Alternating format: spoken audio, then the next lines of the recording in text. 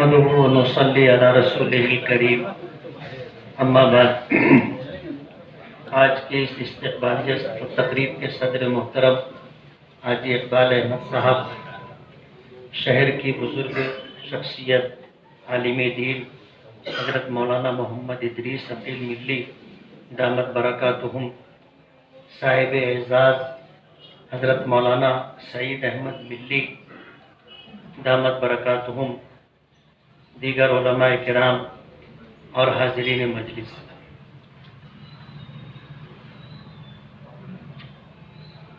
کسی مجلس کے صدر کے لیے خطبہ صدارت پیش کرنا یا کسی مجلس میں آخری مقرر کو اپنی بات رکھنا بہت مشکل ہوتا ہے۔ آپ نے یہ بات محسوس کی کہ حضرت مولانا سعید احمد ملی دامت برکاتہم کی منصب امامت کو لے کر کے، تعلیمی خدمات کو لے کر کے، استقامت کو لے کر کے، زہد و تقوی کو لے کر کے، سماجی خدمات کو لے کر کے، زندگی کے اور بھی جو نمایاں اور اہم پہلو ہیں سب پر تقریباً گفتگو ہو چکی۔ اب کچھ کہنا ایسا ہوگا جیسے کسی بات کو دہرانا، لیکن میں اپنے لیے اس بات کو سعادت سمجھتا ہوں کہ مجھے کچھ کہنے کا موقع ملا۔ کسی نے کہا ہے کہ یہ دن دو دن کی بات نہیں، نصف صدی کا قصہ ہے۔ یہ دن دو دن کی بات نہیں، نصف صدی کا قصہ ہے۔ امامت کرنا اور وہ بھی پابندی کے ساتھ امامت کرنا بہت مشکل کام۔ میں خود بھی ایک مسجد کا امام ہوں۔ مجھ سے ایک ساتھی کہنے لگا کہ نماز تو آپ پڑھتے ہی ہیں، وہی نماز آپ مصلی پر کھڑے ہو کر کے پڑھ لیں جس کو امامت کہتے ہیں، تو آپ اس کی تنخواہ کیوں لیتے؟ میں نے کہا تمہیں پتہ نہیں ہے، ہم لوگ نماز پڑھانے کی تنخواہ نہیں لیتے، ہم لوگ وقت دینے کی تنخواہ لیتے۔ میں نے کہا ایک کام کر، تو ایک مہینہ 5 وقت پابندی کے ساتھ میری اس مسجد میں مؤذن کے مصلی کے بازو میں کھڑے ہو کر کے نماز پڑھ لے، میں اپنی پوری تنخواہ تجھ کو دے دوں۔ تو اس نے کہا ٹھیک ہے۔ پہلی نماز میں وہ نظر آیا مؤذن کے بازو میں، دوسری نماز کے لیے جب میں دیکھنے لگا پلٹ کر کے تو وہ مؤذن سے 5-7 لوگوں کو چھوڑ کر کے کھڑا۔ تیسری نماز میں وہ پہلی صف میں نہیں تھا، میں نے دیکھا کہ وہ پیچھے تھا۔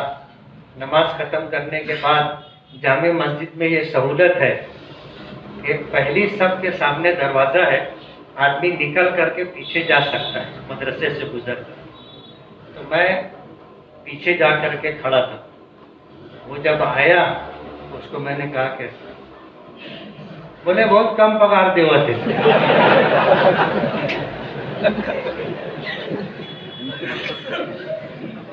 3 نماز میں ہی اس کو دال آٹے کا بھاؤ سمجھ میں آ گیا تھا۔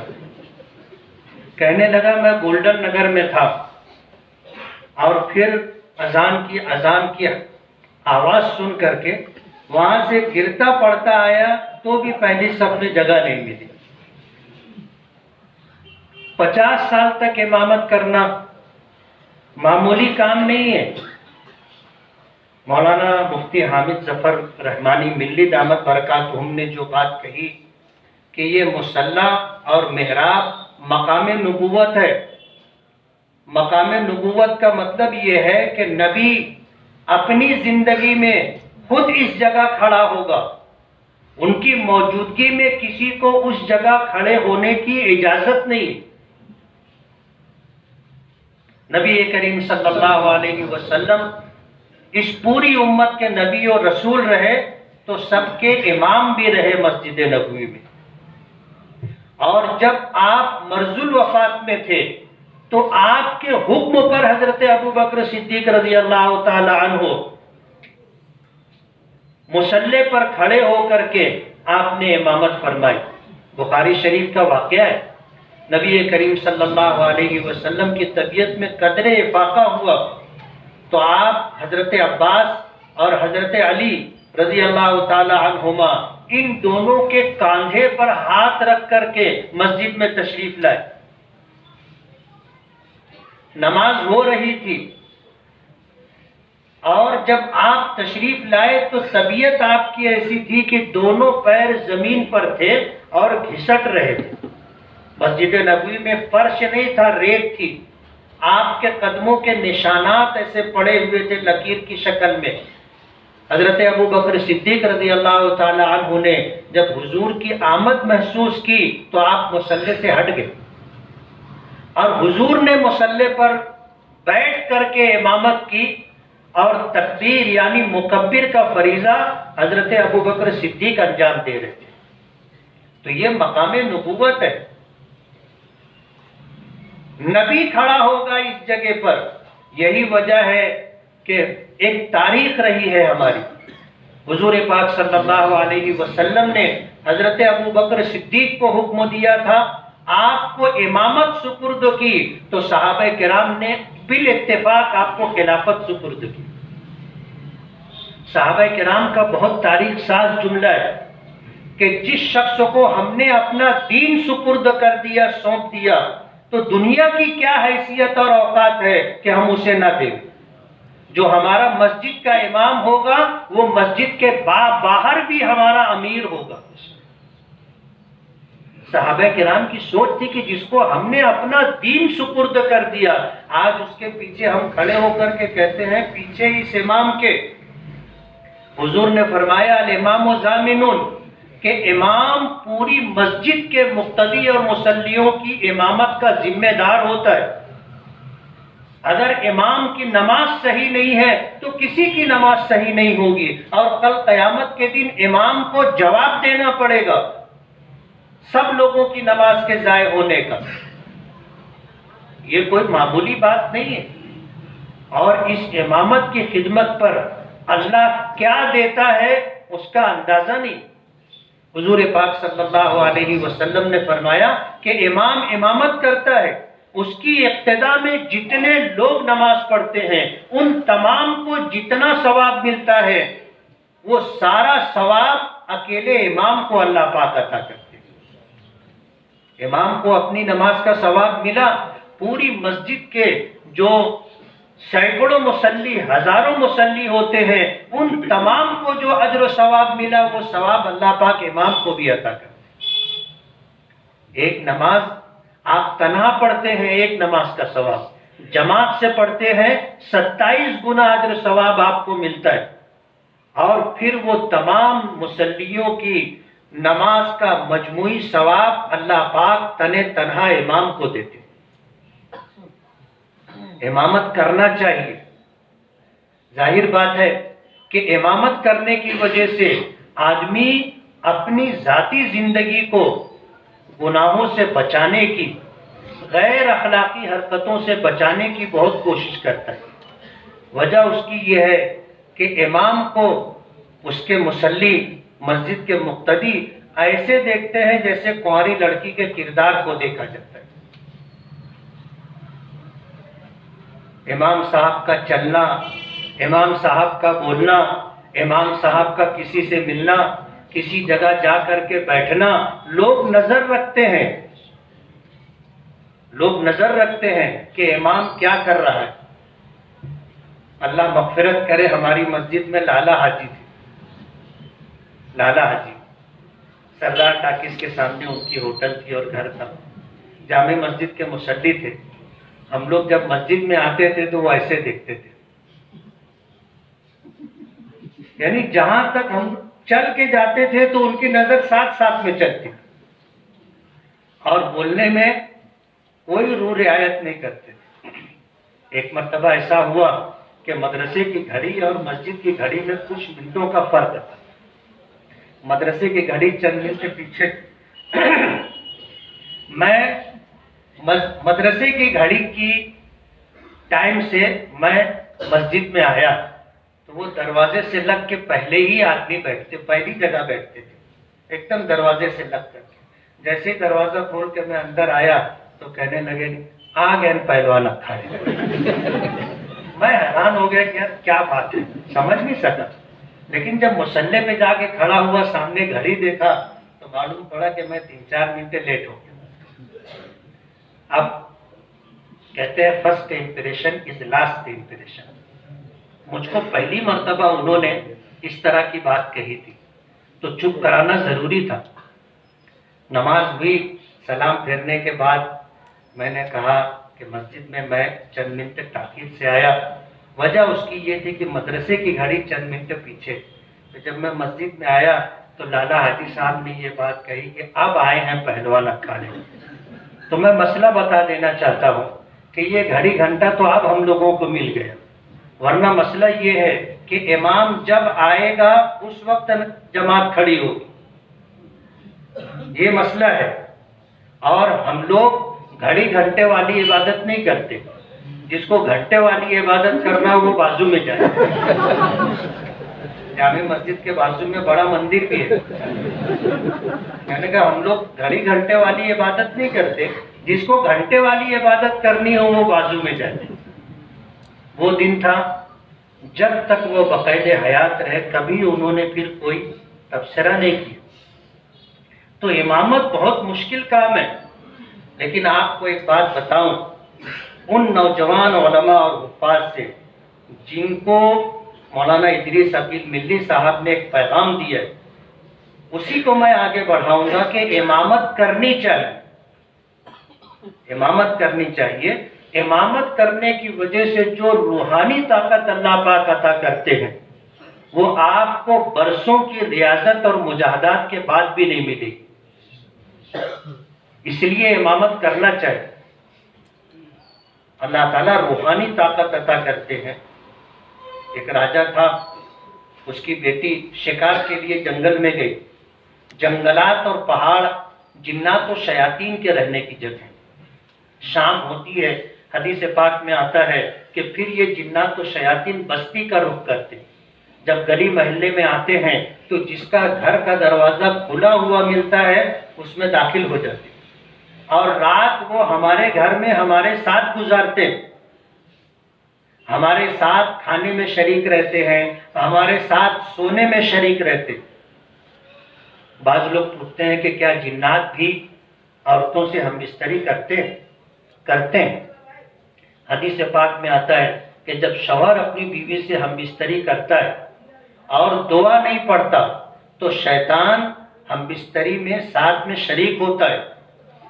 اسی لیے جب کسی کی اولاد زیادہ نافرمان ہو تو ہمارے پرانے لوگ کہا کرتے تھے یہ بغیر بسم اللہ کا ہے۔ حضور نے دعا بتائی ہم بستری کی کہ بسم اللہ اللہم جنبنا الشیطان وجنب الشیطان ما رزقتنا۔ حضور نے دعا بتائی، کیوں بتائی؟ لوگ پریشان ہوتے ہیں کہ اوپر کا اثر ہو گیا۔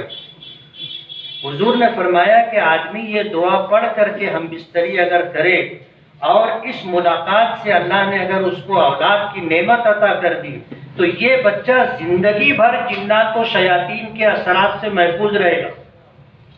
اس سے بڑا تعویذ ہو سکتا ہے، لیکن ہم لوگوں کو معلوم نہیں۔ امام جو ہوتا ہے اس کو اللہ ایسی روحانی طاقت عطا کرتا ہے کہ اس کا اندازہ نہیں کر سکتے۔ راجا کی بیٹی شکار پر گئی، جنگلات اور پہاڑ جنات و شیاطین کے رہنے کی جگہ ہیں، اس کو ایک خبیث لگ گیا، عام زبان میں جو بات۔ وہ واپس آئی تو آنکھوں میں سرخی تھی، آپے سے باہر تھی، سارے کپڑے پھاڑ کر کے اس نے پھینک دیے۔ اب ظاہر بات ہے جوان لڑکی ہو اور اس حالت میں ماں باپ یا جو بھی اس کے اجزاء و اقربا کیسے برداشت کریں گے؟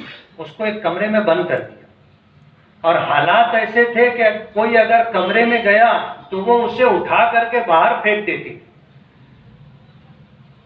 راجا پریشان ہو گیا، اس کے جو بھی ہمدرد تھے سبھی پریشان ہو گئے. کسی نے مشورہ دیا کہ مسجد کے امام صاحب کو بلائیں. مرتا کیا نہ کرتا، مسجد کے امام صاحب سے کہا گیا. امام صاحب آئے، کاندھے پہ رومال تھا، عمر دراز بوڑھے آدمی تھے. راجا نے ان کو دیکھا اور دیکھنے کے بعد اندیشہ ظاہر کیا کہ اچھے اچھے توانا تندرست لوگ اندر گئے تو اس نے اٹھا کر کے باہر پھینک دیا، یہ بوڑھا آدمی کیا کر لے گا. لیکن امام صاحب نے رومال جو کاندھے پر تھا اپنے ہاتھ میں لیا، اور جب اندر گئے تو اس لڑکی نے جس طرح لوگوں کے ساتھ سلوک کیا تھا اٹھا کر باہر پھینک دیا. امام صاحب کی طرف ہاتھ بڑھایا تو رومال کے ساتھ انہوں نے اس کی کلائی پکڑ لی. بس کلائی کا پکڑنا تھا، وہ خبیث بے بس ہو گیا. یہ امام کی جسمانی طاقت نہیں تھی، یہ امام کی روحانی طاقت تھی. 50 سال امامت کرنا کوئی معمولی بات نہیں ہے. آج ہمارے سماج اور معاشرے میں امام کی جو ناقدری کی جا رہی ہے، میں اہلیان شہر سے کہنا چاہوں گا اپنا رویہ بدلو، ورنہ اللہ کا عذاب آئے گا. اللہ کا عذاب آئے گا. آج مالیگاؤں میں کتنی مسجدیں ایسی ہیں کہ وہاں کے اماموں کو بغیر کسی غلطی کے نکال دیا گیا، بغیر کسی غلطی کے. میں ان گہرائیوں میں نہیں جانا چاہتا جن بنیادوں پر اماموں کو ہٹایا گیا. ہٹانے والے دین کے دعوے دار لوگ ہیں، ہٹانے والے دین کی جو ہے خدمت کرنے والے اپنے آپ کو ظاہر کرتے ہیں، اور امام کو ہٹانے کے لیے پوری طاقت لگا دیتے. امام کو اپنا امیر ماننا، امام کو اپنا احسان مند ماننا، یا امام کو اپنی نمازوں کا ذمہ دار ماننا بہت دور کی بات ہو گئی. آج تو ایسا ہو گیا کہ جو کہیں کچھ نہیں بول سکتا، اپنے گھر میں بیوی بچوں کی لان تان سنتا رہتا ہے، وہ مسجد میں آ کر کے امام پر اعتراض کرتا ہے. یہ حالت ہو گئی. لوگوں کو اپنا رویہ بدلنا چاہیے. جو پیغام مولانا ادریس صاحب نے دیا ہے کہ امام کی قدر کرو، اور اگر ناقدری کرو گے تو اللہ کا عذاب آئے گا.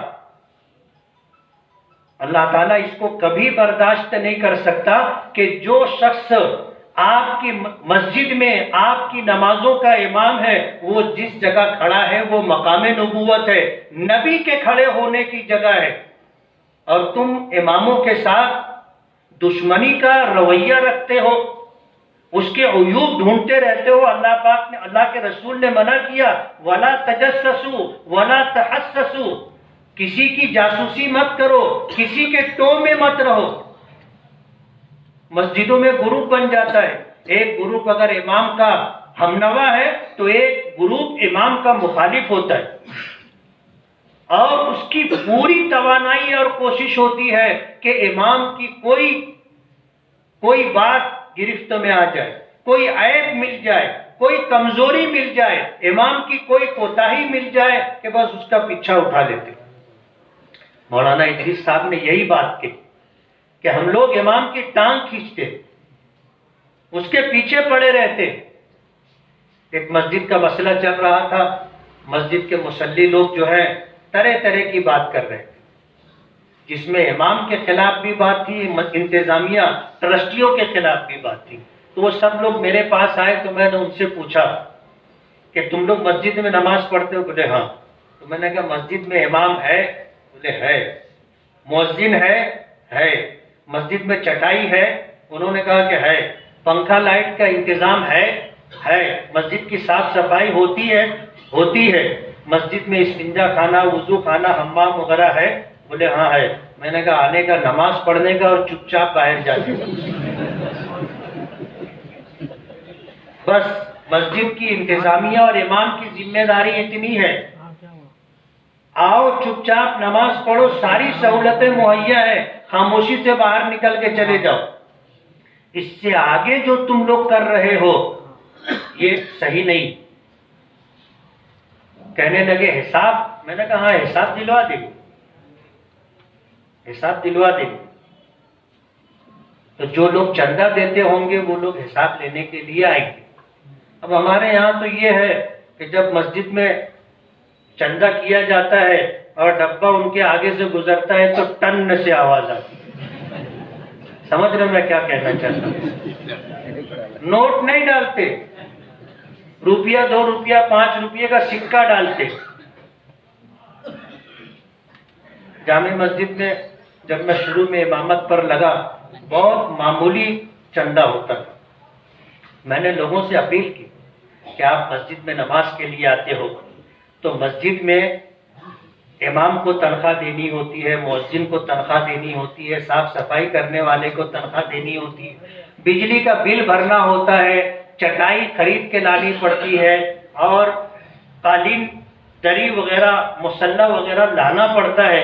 مسجد کے انتظام و انصرام ہے. آپ مسجد میں جیسے ہی آتے ہو تو پہلے دیکھتے ہو کہ پنکھا کہاں ہے اور آ کر کے پنکھا چالو کر کے نیچے کھڑے ہو جائے. اپنے گھر میں گئے ان کے پاس، بولو کوئی بات ہے کیا؟ بولے نہیں کوئی بات نہیں. بولے تم اشارہ کر رہے تھے میری گاڑی کی طرف. بولے ہاں معاف کرنا. میں نے کہا نہیں معاف کرنا نہیں، تم یہ چاہتے ہو کہ میں گدھے پہ بیٹھ کر کے آؤں. امام کو دیکھ کر اچھی حالت میں خوش ہونا چاہیے.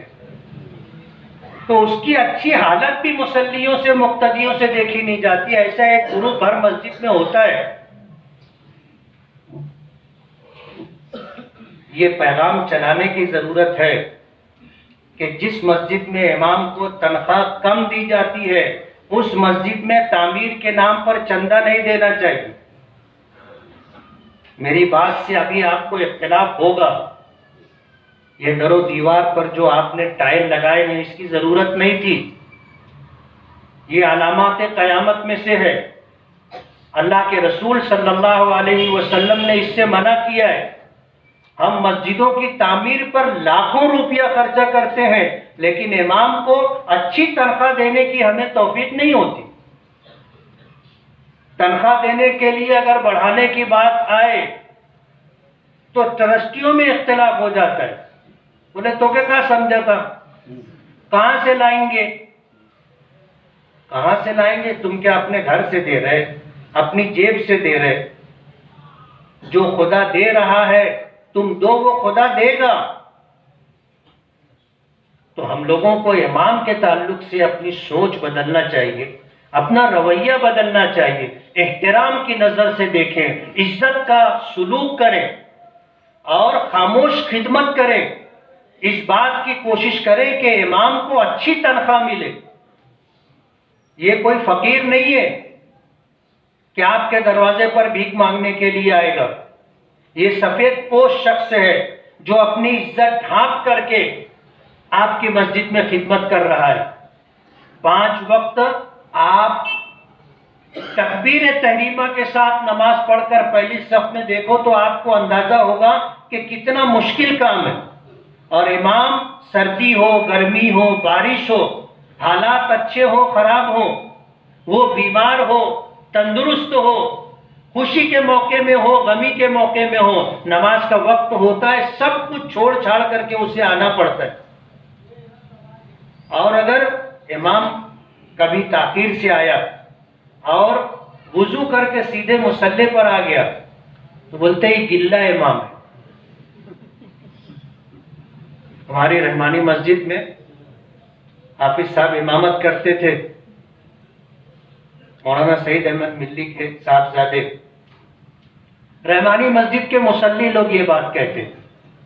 کبھی اتفاق ہو گیا، آدمی کسی کام میں تھا، پہنچا، وضو کیا، سیدھے مصلی پہ چلا گیا، بولے گلے امام. مجھ سے کچھ لوگ پوچھنے لگے، بولے ایسے امام کے پیچھے بولتا سنت پڑھے تو جیسے مصلی ویسے امام. بولتے نا جیسی روح ویسے فرشتے. مانو جو عیب تمہارے اندر ہے تم کسی دوسرے کو اس عیب کو لے کر کے بولنے کا حق نہیں رکھتے. تم بہت متقی پرہیزگار ہو، سنتوں کا بہت بھائی ہیں، جتنے بچوں کو قرآن کریم سکھایا ہے، جتنے لوگوں کے آئلی گھریلو سماجی مسائل حل کیے ہیں، جتنے لوگوں کے لیے دعائیں کی ہیں، یہ سب اللہ کی بارگاہ میں شرف قبولیت پائے اور یہ چیز دنیا اور آخرت میں عزت و سرفرازی اور سرخروئی اور کامیابی کا ذریعہ بنے۔ وآخر دعوانا ان الحمدللہ رب العالمین۔ گروپ میگراج گروپ ان تمام احباب کی جانب سے حضرت مولانا کو صافہ باندھا جائے گا اور پھول ہار پیش کیا جائے گا۔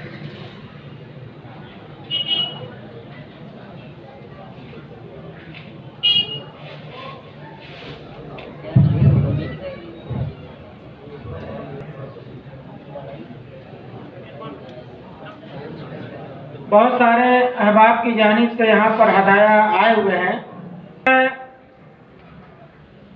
الحاج جمیل سیٹھ زر والے کی طرف سے ایک ہدیہ آیا ہے،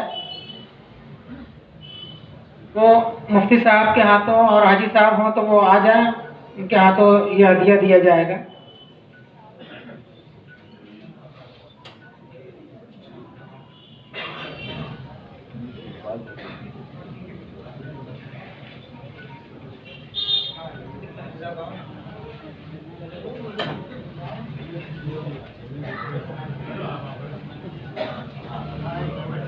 شفیق رانا صاحب جو ہے وہ حضرت مولانا کا استقبال کریں گے، تشریف لے آئیں پھول ہار کے ذریعے سے۔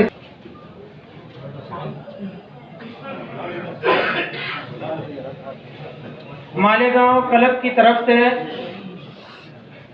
حضرت کو دیا جا رہا ہے۔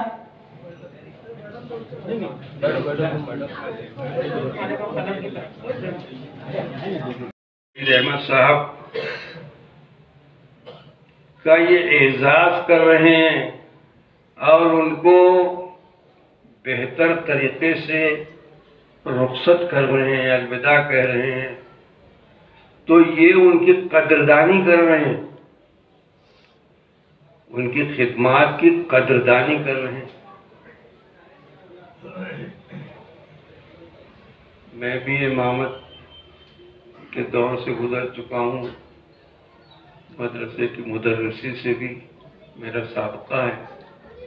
شہر کے علماء، ائمہ، مدارس کے مدرسین اور معلمین،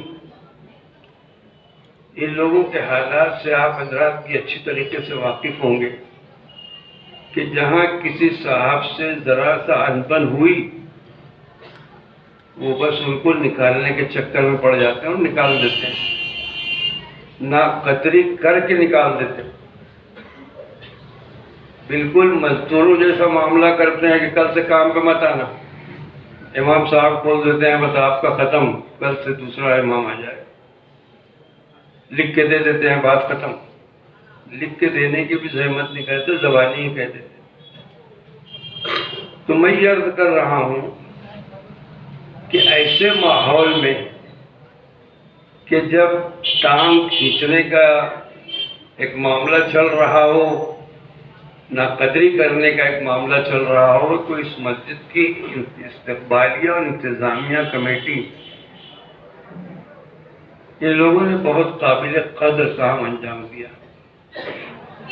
یہ قدر ہے مولانا سید احمد صاحب کی، یہ قدر ہے قرآن مجید کی، یہ قدر ہے امامت کی، یہ قدر ہے معلم قرآن کی، یہ قدر ہے اس امام کی جو محلے کے دکھ درد میں شریک رہنے والا ہو، اس کی قدر ہے۔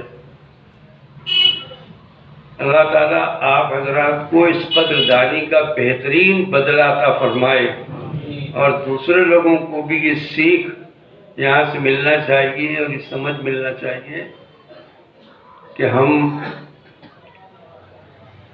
امامت کے تعلق سے یا معلم قرآن، معلم حدیث کے اعتبار سے لوگوں کی قدردانی کرنے والے بن جائیں۔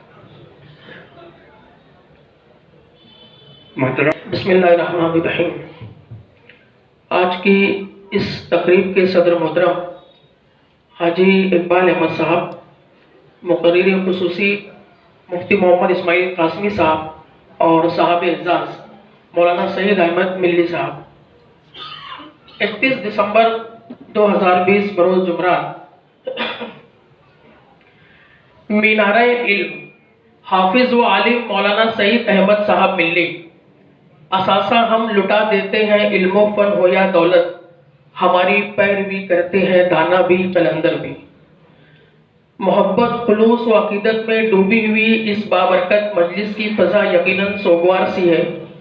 شرکائے مجلس کے دل خوشی و انبساط اور رنج و غم کے حسین امتزاج سے دھڑک رہے ہیں۔ مسرت کے پرکیف لمحوں سے آخر ہم سبھی کیوں نہ سرشار رہیں۔ پنجگانہ نمازیوں، متقیوں، زاہدوں، حفاظ قرآن وہ اللہ کے برگزیدہ بندوں کے اس بامقصد مجمع کی موجودگی کو ہم اپنی دنیا و آخرت کی سرخروئی سے بھلا کیوں نہ تعبیر کریں، کیونکہ آج امام الانبیاء خاتم النبیین رحمت للعالمین حضرت محمد صلی اللہ علیہ وسلم کے وارثین میں سے ایک حافظ و عالم مولانا سعید احمد صاحب ملی کی 50 سالہ طویل امامت کی خدمات کے اعتراف کی یہ بابرکت تقریب ہے۔ یہ تقریب علماء اکرام اور صالحین کی تقریب ہے۔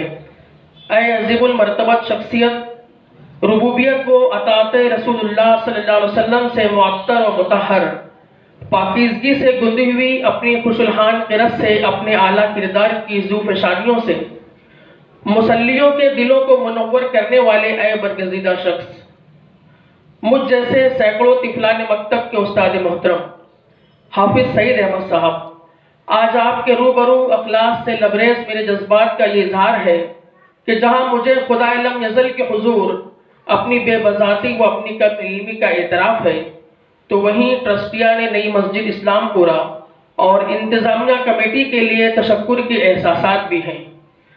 مجھے اگر کو یہ موقع ملا کہ میں آپ کے حضور آپ کے ہی مسلیوں، عقیدت مندوں اور محبت کرنے والوں کی دلی ترجمانی کر سکوں۔ معززین شہر کی موجودگی میں یہ اعتراف ہے کہ جب سے آپ نے اپنے ناتواں کاندھوں پر بار امامت سنبھالا، تب سے آج تک آپ نظم و ضبط کی، تحمل و بردباری کی، راستگوئی و قناعت کی، خودداری و استغنا کی نہ صرف عملی تفسیر بنے رہے بلکہ قیزیوں و تنازع کی آلودگیوں سے بھی اپنے دامن کو بچائے رکھا۔ بزرگوں، نوجوانوں اور متعلقین سے ہمیشہ دعوتی نقطہ نظر سے، فہم و فراست کی گہرائیوں سے اور صالح افکار کے تابندہ شراروں سے آپ ہمیشہ ہم کلام رہے۔ آفرین صد آفرین طفلان مکتب پر آپ کی واجبی سختیوں پر کہ طلبہ میں قرآنی علم کے جذبہ شوق کو پروان چڑھانے کے لیے اگر نیک نیتی سے مزین آپ کی باروب آنکھوں کا ہمیں خوف نہ ہوتا تو شاید آج ہم قلیل مدتوں میں ختم قرآن سے بہرور نہ ہو پاتے۔ سلام شوق کی ساری کہکشائیں نچھاور ہے آپ جیسے مخملی دل رکھنے والے کی حساسیت پر کہ آپ نے نہ صرف احسن طریقے سے نمازوں کی امامت کے فرائض انجام دیے بلکہ اصلاح المسلمین کے ذریعے ضرورت مندوں کے لیے سماجی کاموں میں بھی حصہ لیا، نیز دعوت و تبلیغ میں بھی وقتاً فوقتاً اپنی خدمات دیتے رہے۔ عقیدتوں و محبتوں کے ہزار ہا سلام لہن داؤدی سے متصف آپ کی خوشالحانی سے معمور قرت پر کہ جہری نمازوں و تراویح کی نمازوں میں کی جاتے رہنے والی آپ کی سحر انگیز قرت سے مسلف اسی مسجد کے ہو کر رہ گئے۔ داد و تحسین کے کلمات آپ کے حضور کے واللہ کیا ہی بہترین توازن کے ساتھ آپ نے نہ صرف نئی مسجد کے ممبر و محراب کو اپنا قیمتی غیر متنازع امامت و تدریس کا 50 سال دیا بلکہ نہایت خوش اسلوبی سے صبر و شکر کی فضیلتوں کے سائے میں لہو لہب سے دور، اسراف سے بچتے ہوئے اپنے اہل خانہ کی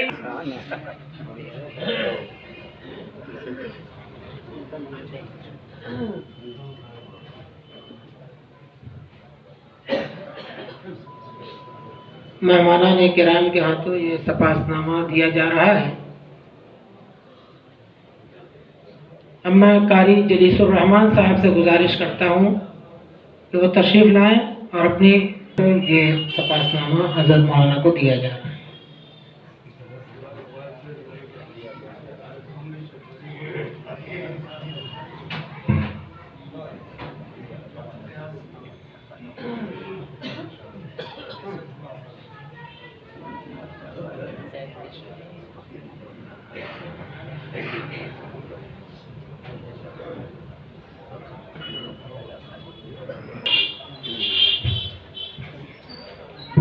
अल्लाह अल्लाह जिंदगी वक्फ इमामत हो गई। हज़रत मौलाना सईद अहमद मिल्ली साहब दामत बरकातहू की नई मस्जिद इस्लामपुरा में मनसब इमामत के 50 साल मुकम्मल होने पर अहलिया ने शहर मालेगांव की कल्बी से बात गुजारी। नज़्म के कुछ शेर समाप्त करें। मरहबा कुरान से ऐसी मोहब्बत हो गई, मरहबा कुरान से ऐसी मोहब्बत हो गई, आपकी हर सांस ही नजर इबादत हो गई। हर सदाए दिल फजा में रंग निखत हो गई, हर सदाए दिल फजा में रंग निखत हो गई, आपकी आहे सहरगाई की शोहरत हो गई। रोज़ो शब तहलील और तमजीद का एक सिलसिला, रोज़ो शब तहलील और तमजीद का एक सिलसिला, शान दस्तारे फजीलत की हिफाजत हो गई। रोज़ो शब तहलील और तमजीद का, हज़रत की सीरत आप ज़्यादा जानते हैं और दात अल्लाह के रसूल सल्लल्लाहु अलैहि वसल्लम की शरीयत है, उनकी सीरत है। अच्छे शेर की दाद ज़रूर देना चाहिए। आप जब नात समाज फरमाते थे तो नीचे बैठकर मिंबर पर हसन बिन साबित, काब बिन मालिक वगैरह को दाद देते थे। रोज़ो शब तहलील और तमजीद का एक सिलसिला, शान दस्तारे फजीलत की हिफाजत हो गई। याद है वो 5 वक्ता आपकी पाबंदियाँ, याद है वो 5 वक्ता आपकी पाबंदियाँ, अल्लाह अल्लाह जिंदगी वक्फ इमामत हो गई। याद है वो 5 वक्ता आपकी पाबंदियाँ, अल्लाह अल्लाह जिंदगी वक्फ इमामत हो गई। आखिरी आधी सदी तक आपकी कुर्बानियाँ। मुझे बताया गया कि हज़रत ने कभी तूफान हो, बारिश हो, सर्दी हो, कि मौसम कितना भी शफ़ाफ हो, आपने कभी सुस्ती और तसाहुली नहीं की। मैं उनको मुबारकबाद पेश करते हुए शेर पढ़ रहा हूँ। आखिरी आधी सदी तक आपकी कुर्बानियाँ, आखिरी आधी सदी तक आपकी कुर्बानियाँ, आपकी हस्ती मिसाले इस्तकामत हो गई, आपकी हस्ती मिसाले इस्तकामत हो गई।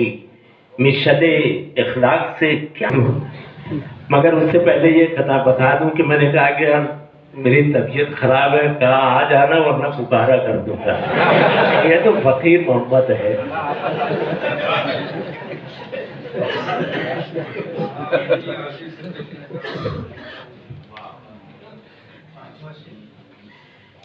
हज़रत मौलाना की फरमाइश पर शेर पेश कर रहा हूँ। उससे वाला पहला भी पढ़ देता हूँ कि याद है वो 5 वक्ता आपकी पाबंदी। डिसिप्लिन, नज़्म ज़ब्त ही इंसान में बहुत बड़ा, इस्लाम का बहुत बड़ा वतीरा है और मौलाना ने इसे 50 साल तक निभाया। बहुत आखिरी, बहुत मुबारकबाद, बहुत मरहबा कि आखिरी आधी सदी तक आपकी कुर्बानियाँ, आपकी हस्ती मिसाले। याद है वो 5 वक्ता आपकी पाबंदियाँ, याद है वो 5 वक्ता आपकी पाबंदियाँ, अल्लाह अल्लाह अल्लाह अल्लाह जिंदगी वक्फ में इमामत हो गई। और आखिरी आधी सदी तक आपकी कुर्बानियाँ, आपकी हस्ती मिसाले इस्तिकामत हो गई। शुक्रिया। बहुत मेहमानान के